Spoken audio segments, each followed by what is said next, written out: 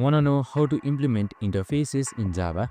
Well, no worries. In this video, I'm going to show you an easy step-by-step guide on how you can use and know how interfaces work. So in this code right here, we have made an interface animal with one method and no body. So right here you can see class dog implements animal right here.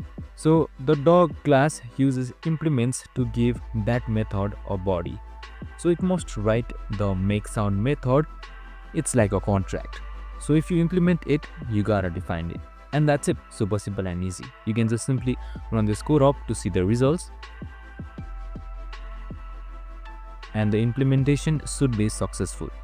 And that's it. Super simple and easy. The implementation has been done here and the output is correct as well. I hope this video helped. If it did, make sure to like, subscribe and tune in with us for more of these videos.